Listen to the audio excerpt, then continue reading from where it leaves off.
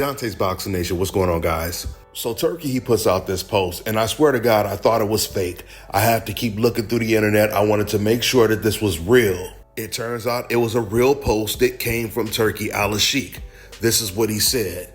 He said, "We have a surprise for Shakur Stevenson on Saturday, a ring that shrinks as the fight goes on." Devil smiling emoji. Shakur says he's ready to deliver a beatdown of William Zepeda. And I know the Mexican is prepared for the challenge of the biggest fight of his life. End quote. I think it is safe to say now that Turki Allahshihk has been fully compromised. He has been surrounding himself with these race fans that work for the ring, along with those race fans on the internet. And they have completely reduced Turki to a decaf, a dumb casual ass fan. I mean, you can literally see the transformation from the things that Turki used to say before he bought the ring to the type of post that he puts out now. He never put out posts like this before. But I'm going to completely explain to you guys why what Turki Allahshihk is saying is completely illogical when it comes to what he said about Shakur Stevenson, taking shots at Shakur, basically. Let's first point out the hypocrisy of this all. How is it possible, with everybody that's fighting on this card, the only person that Turki addresses when it comes to this quote-unquote running is Shakur Stevenson?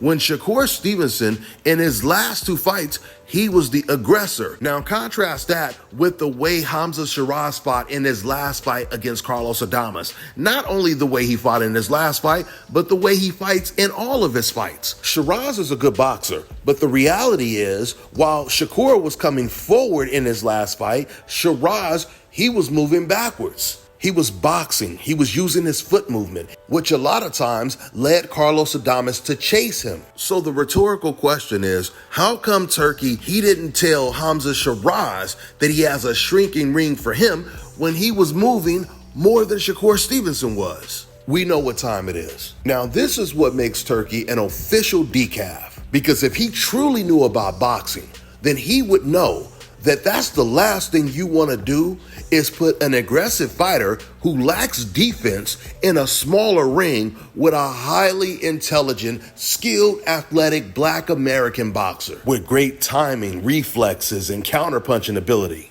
Now listen, I'm not saying that the American, he's going to win every single time, but at least 90% of the time in that scenario. Because usually the more aggressive you are, the more you leave yourself open for counters, especially if you are one-dimensional like William Zepeda is. See, it's different if you are an intelligent, aggressive fighter with good defense, like a Mike Tyson in his prime, or even an Arthur Beterbiev. And that's when it becomes an entirely different fight for the boxer, because now you have an opponent that is a lot more unpredictable than the one-dimensional fighter who comes forward and doesn't have the best defense or the highest intelligence. Something else Turki seems to not understand is these Black American boxers, they have a lot of natural talent where a lot of them, they have been doing this before they were even doing it in a ring, outside of a ring, in the streets, wherever. You guys ever see some of those videos of these kids, these students fighting in bathrooms at the schools now? We're talking about spaces a lot smaller than a boxing ring.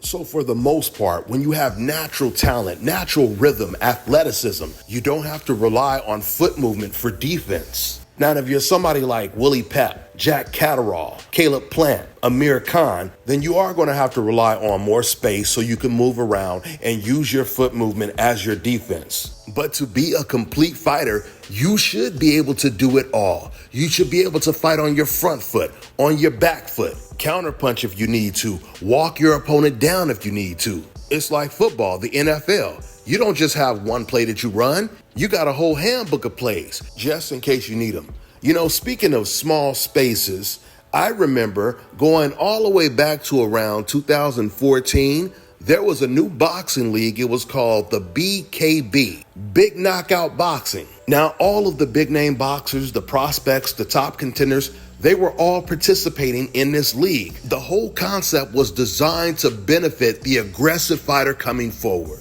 As you guys can see in this image right here, they offered a very, very small ring, no ropes, no corners, Just this little small circle. And do you guys know the boxers are the ones that would win the majority of the time? The same boxers that were known for having a better defense, foot movement, angles, they were the ones getting the majority of knockouts in this league. A lot of those one-dimensional aggressive fighters, they were getting knocked out left and right. Because as Floyd Mayweather Sr. told me one day, the quickest way to get knocked out is trying to knock somebody out. And I wouldn't be surprised if Shakur Stevenson actually stops William Zepeda.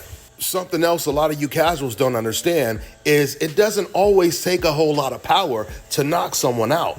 All it takes is timing and getting hit with a shot that you don't see, that you don't get to brace yourself for. That's how Suge Knight got knocked out. You remember he got knocked out by a little dude that was like a $105? It's not always the power. A lot of times it's the shot you don't see. So at the end of the day, I'm not trying to say to Shakur he's not going to use any type of angles or any type of foot movement at all, but a smaller ring is going to benefit Shakur, I believe, way more than it's going to benefit William Zepeda. With that being said, I'm going to wrap this video up. That's all I got for now, guys. I'm on to the next one. That I got gangster. Yeah. Oh, I'm wearing your shirt. Yeah, you wearing my shirt. Yeah. Where'd you get the shirt? I won't get gangster because you don't want me to get gangster, right? I won't. Never will. He's my boss, and I would never do that. You have another T-shirt? Yeah, I got one. I was about to give one to my man right here. Oh, come on. Yeah. Well, you got one right now. That's Floyd. That's Floyd's one right there. Can he have the white one? Huh? Can he have the white one? Because I don't wear white. You don't wear Let white? him have the white one, please. Because I don't wear white. I don't wear. Hey, hold on. Let me ask him. Hey, Floyd, what size you wear large, right? Yeah, What size is that? That's the only one I got large. Large and extra large. Yeah, Large that's and extra extra large. He large? likes extra large. That's probably extra large, right? No, this is double X. He likes them big like that when he's training. No, I don't like no double X. Floyd likes them big like that when he's training. Give me my large. Well, I got it. That's Floyd's shirt. I get you another one. I get you another one. That's Floyd's right there. Sometimes down the line, you just make me want to jump on you. I saw that. Look. You make me want to jump on you. Floyd, you make me. I get you another one. I just I get you another tomorrow. one. Yeah, I got you. I got you. Tomorrow, I got you. I think a large. I'm just see if this is this. I'm not trying to take it, Floyd. I'm gonna get you large. one. I'm just What size trying you to want? see. What size I you think want? a large. Okay. Yeah, don't stretch it now. I'm not. Yeah, probably, because the one I have on is not a large. Okay, Probably okay. a large. Right? Is that what size is it, Floyd? That's a large. That's A large. Yeah. You'll bring it tomorrow?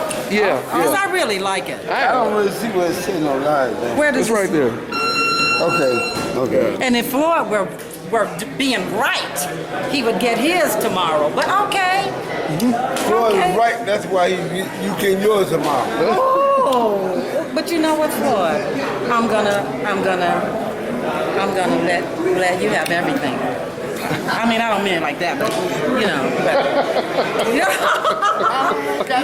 You take the shirt.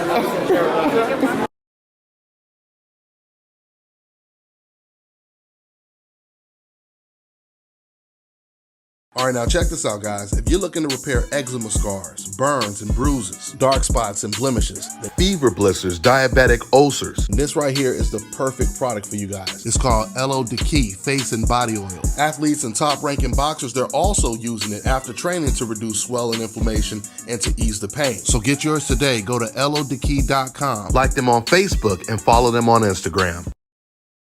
Let me tell you guys about Issa Israel Law Firm. It is a full-service legal practice based in Denver, Colorado, an emerging hub for combat sports and high-altitude training. If you're a fighter inside or outside of the ring and you need a law firm you can trust to fight for you, visit thefighterfirm.com or email help@iilawfirm.com. Legal representation is usually limited to plaintiffs or defendants in Colorado, but iFirm can help anyone in the world with trademarking their business name, logos, and U.S. immigration issues. This brother has been my attorney for a while and helped guide me through all kinds of business and civil issues, so make sure you guys go to thefighterfirm.com.